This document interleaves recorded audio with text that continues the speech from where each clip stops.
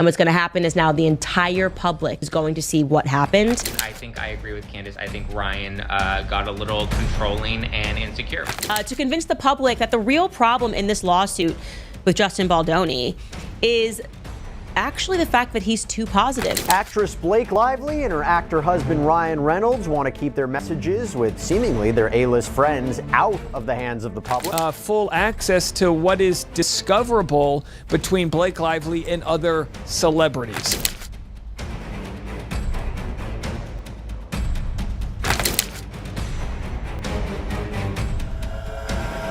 As the ongoing legal dispute with Justin Baldoni heats up, Candace Owens has something to say. Take a seat. You don't want to miss this one. Let's get started.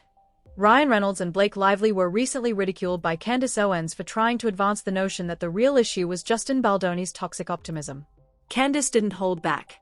She took revenge on the two by pointing out how absurd it is to criticize someone for being optimistic. Have learned using their former CIA agents, that they've hired them, to convince the public that the real problem in this lawsuit with Justin Baldoni is actually the fact that he's too positive. I gotta tell you, after learning this, reading the articles, reading the deep dive, I am in fact prepared to switch teams. And so I want to show you it. Maybe you're going to feel the exact same way. Check out this headline in the New York Post. This is a real headline. Justin Baldoni accused of toxic positivity by former employees amid Blake Lively lawsuit. And here's a direct quote. "It felt phony." Ooh. Oh, yeah. And that article is actually quoting from another article which was featured in the LA Times. They're the ones that did the real work, the CIA work, to get to the bottom of this very apparent flaw in Justin Baldoni's character. And I gotta agree, because when I watch his videos, I'm like, my cousin is way too positive. It's toxic. And I never thought that this could be a term that could be used to dissuade the public against somebody. And here's a quotation from that article. It reads, "But to some observers, his public gestures, such as filming himself giving clothing to a homeless man or asking employees to sign their emails with the phrase, 'so much love,' it felt performative, aimed at self-branding as much as bringing about genuine change." One employee says, off record, quote, "It was constant positivity all the time. I would say toxic positivity," end quote, said one former Wayfarer staffer. They continue, quote, "I'm always a little bit dubious of people who advertise themselves as disruptors of the status quo or quote unquote good people." Candace provided some important details regarding the protective orders being sought in the case as the drama unfolded. Blake Lively and Ryan Reynolds are advocating for a protective order with additional protection, while Justin's team is requesting a basic protective order.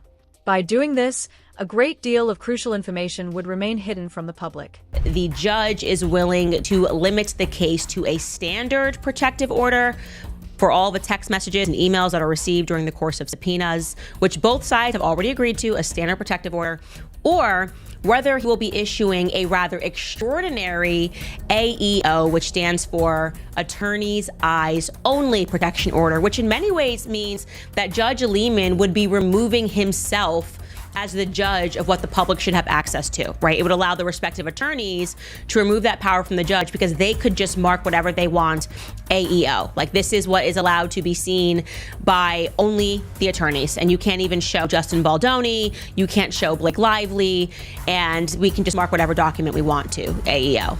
And I have been, I think rather accurately, referring to this as the Taylor Swift protective clause, right? Well, Judge Lehman, while he hasn't made a final decision just yet in this matter, has come out and accurately assessed exactly what this case is. He's calling it a war between PR firms. Blake Lively wants more than just a protective order. He wants an extra layer of security. Why? Because she wanted to protect her private messages.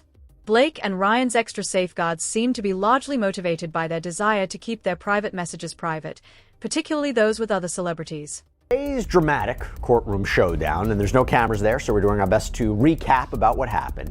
Lawyers squared off about whether or not private text messages from the A-list couple, Lively and Reynolds, should be shielded from public view. This is all amid fears that they could be leaked to the tabloids. And during the hearing, the couple's attorney, Meryl Gavrnsky, argued passionately for an extra layer of security to keep sensitive information under wraps. And this is all connected to a proposal for a protective order that Lively's team had filed back on February 20th. And this is the reason the parties met in court today. Now, protective orders, generally speaking, they do a bunch of things, but generally they govern the disclosure of certain information in a case. And so today in court, as well as in the proposal for the protective order, Lively's team was requesting a designation called attorney's eyes only for certain materials. And this includes private text messages with other high-profile individuals, details about the couple's mental health, security measures they've taken during this ongoing feud. And Lively's attorneys are saying, look, we don't want anyone other than attorneys to have access to this information, hence the attorney's eyes only designation, which I'm going to explain a little bit more in a bit. But it basically means that anything that falls under that designation can't be viewed by anyone other than the attorneys themselves. One of the main text exchanges Blake is desperate to hide is with none other than Taylor Swift, who has been revealed to be somewhat involved in the entire thing. Adding another layer to the mystery, Blake and Ryan also claim they have medical issues that could be leaked if the protective order isn't granted. It's unclear what these medical issues are, but the couple is very concerned about their privacy. They're talking about medical issues, but how much of it is truly about privacy, and how much is it about preventing some sort of scandalous information from coming out? And this is by Rolling Stones, Blake Lively wants to protect conversations with their famous friends amid Justin Baldoni lawsuit. Justin Baldoni's filings have already indicated that Taylor Swift was privy to some relevant events in the ongoing lawsuit between the actor, Lively, and her husband, Ryan Reynolds. Now, if you listened live, you might have the same opinion I do, which is Blake Lively's lawyers didn't really make a strong point. Now, they're the ones arguing for the protective order. Justin Baldoni's side is saying, look, why don't we do it on a case-by-case basis? We don't care about your security detail or any of those specifics, but to say you want a protective order, what if there's information between those text messages which shows that Blake Lively was operating in a way that is, very damning? Now, I'll tell you what, if the judge denies Blake Lively's protective order request, and then Blake Lively ends up dismissing her case or wants to settle, that, my friends, would be very, very interesting, because that would mean somebody doesn't want whatever on those text messages to get out. In other news, Daily Mail also reporting Blake Lively and Ryan Reynolds clash with Justin Baldoni again, as couple claim their profound medical issues are at risk of being leaked. Yeah, I know, but that's the deal, right? If you're going to claim that you were harassed and that you have all these mental health issues because of it, that stuff's going to come out in court, and I hate that for the instance where I hate that innocent people feel like they don't want to be dragged through court because of what might come of that. But at the same time, Justin Baldoni was dragged publicly. One of the main text exchanges Blake is eager to keep private is with none other than Taylor Swift, who has been revealed to have some level of involvement in the situation. Adding another layer to the mystery, Blake and Ryan also claim to have medical concerns that could be exposed if the protective order isn't granted. While the exact nature of these medical issues remains unclear, the couple is highly concerned about their privacy. But is this truly about protecting their personal information, or is there a deeper reason, perhaps an attempt to prevent potentially scandalous details from emerging? I would argue, and so would his lawyer, I think, that Taylor Swift's communications with her former dragon keeper are of high interest and relevancy to this case. The plantation princess herself repeatedly talked publicly about what an important role Taylor played in the creative process. There is video of her talking about that. The parties in this case, says a lawyer for Team Delulu, on both sides include people whose entire living is made off providing information to the press and content creators. There are 100 million reasons for these parties to leak information because the PR value is greater than complying with the court's orders. However, Brian Friedman, Justin's lawyer, has been outspoken about the matter. He contends that granting the protective order may establish a risky precedent by drawing an arbitrary line between well-known celebrities and regular people. After all, What does it say about the justice system's fairness if celebrities However, receive preferential treatment? Brian Friedman, the lead attorney for Justin Baldoni, who's also my lawyer and has not given me anything here at all, not once, but taken my money in the past, a lot of it. Brian Friedman, his lawyer, says that it is offensive that anyone would suggest that we would disregard a protective order. Friedman does not think an attorney's eyes only designation is necessary. Friedman argued that Lively and Reynolds' plan would unjustly treat celebrity people and people who are powerful in the industry different from other people. Candace claims that Blake did not voluntarily present in court. According to reports, she intended for Justin's reputation to suffer without her having to do anything herself. But now that Justin has retaliated, she finds herself Friedman, the in a lawyer difficult on this case, is situation. not kidding. I don't know what you heard about me. Now he decided to flat out release the scene in question, basically the climax of Blake Lively's abuse lawsuit. Here is the first clip where you're going to hear them talking, both of them talking about their husbands. This is so weird. Take a listen. They win! Oh my gosh, we don't shut up. And Emily and I have we have these moments where Staring. You just stare. literally we've done it for 5 minutes. it's like, how is this allowed? Literally, I'm just asking the question, how are women allowed to do this, to take something and to make it sound like you survived a rape? Because that's what it sounded like to the public. Blake Lively was such a brat that her and Ryan Reynolds specifically requested during the premiere that they so did not want him to attend his own movie. This should have been his biggest night, premiering this movie that him and his studio decided to purchase as a book and adopt it into a film. They made him and his family sit in the basement because she was just so uncomfortable around him. Candace sees things clearly. She claims that Blake never intended to go through the full legal process. Instead, the goal was to damage Justin's standing. But when he refused to let up, things quickly spiraled out of control. All right, guys, we are in the midst of some crazy PR games right now coming from Blake Lively's side. So I became aware a couple of weeks ago that somebody in Blake Lively's camp was shopping around what they claimed to be HR complaints to various tabloids and publications, namely TMZ, Daily Mail, and the New York Post, sending them these HR complaints saying these were real and these were ignored, all painting Justin Baldoni to be a monster, okay? Interestingly enough, all of these publications, which are known to just publish whatever, they publish things about me that are completely untrue, they don't care about defamation or anything like that, all declined to publish this.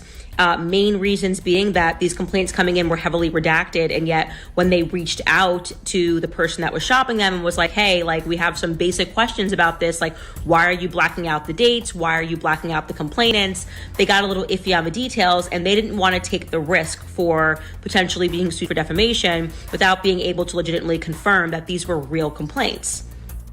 Now, if you're a PR agent and you are desperately trying to get out these complaints for your clients, Blake Lively and Ryan Reynolds, to help change the environment of everybody who's calling them out on their BS, what do you do next? You can't get any of the big guys to publish it, so you start leaking to TikTokers, independent journalists, because you view these people to be stupid, right? So you're like, okay, they'll absorb the risk, they'll definitely publish this if they think that they have an exclusive.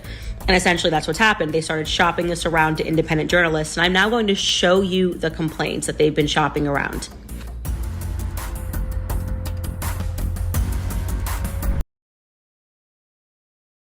The moment in question is basically the result of Blake Lively's legal action, and he has now decided to make it public. On the first tape, you can hear both of them discussing their spouses.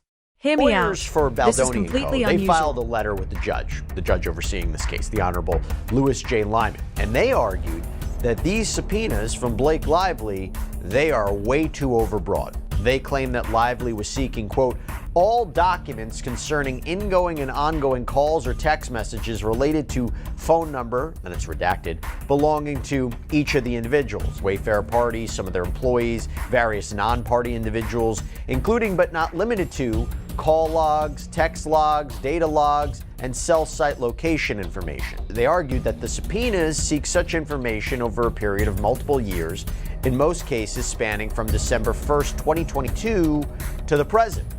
And they wrote in their letter to the judge, It is hard to overstate how broad, invasive, and atypical these subpoenas truly are. This is civil litigation, not a criminal prosecution, and the Lively parties are not the FBI.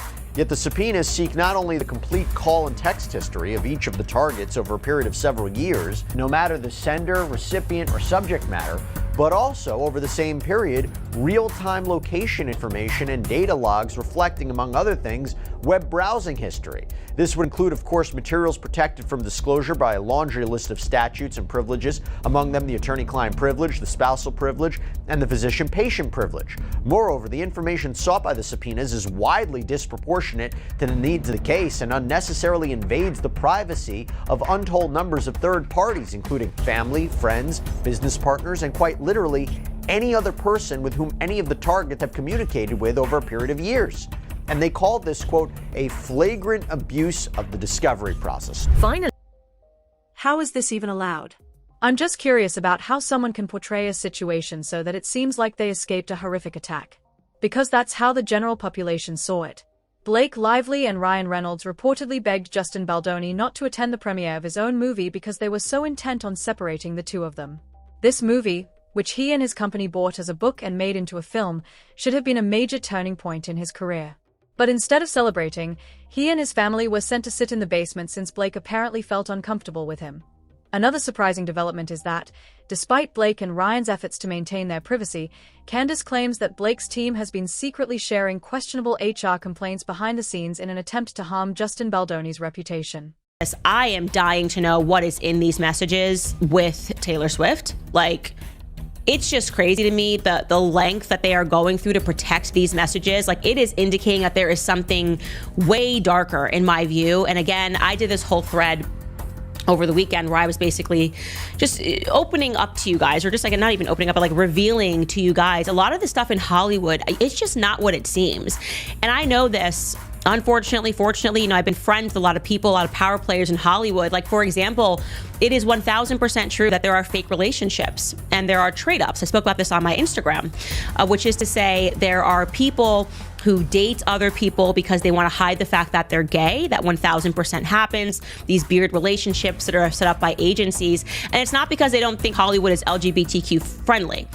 If you're a part of my book club, we're going to get to the next book that we read is Hollywood Babylon, which is about the founding of Hollywood. It was always extraordinarily gay, lesbian, lavender couples, gay men marrying lesbian women so that they could hide that they were gay or that they were lesbians as they began to impact culture. It's a fascinating book that's written by Kenneth Anger. We'll get there. But the reasons why they hide those relationships today is not because they're fearful of coming out of the closet. This is not the 1970s, but it's because they're fearful of how it will impact their career. Owens has criticized Blake Lively for her duplicity in asking the court to protect her privacy while simultaneously pressing for the issuance of invasive subpoenas against Justin Baldoni. Fortunately for Justin, the subpoenas were denied by the judge. Blake's need for privacy and his aggressive legal action against Justin, according to Owens, are incompatible. Not surprisingly, the judge shut it down. Here, control seems to be more crucial than fairness. Last but not least, Candace disclosed that she eagerly awaits the release of the text messages that Taylor Swift and Blake Lively exchanged. According to Candace, these messages have the potential to ruin Blake. We cannot understand what such writings contain. Candace is ready for the truth to come to light, and considering her past, she might be right. Whether the public will ever be aware of these conversations is uncertain. That's all. Candace Owens has shared her thoughts on the subject, and it's clear that a lot more is happening behind the scenes than we initially thought. What do you think?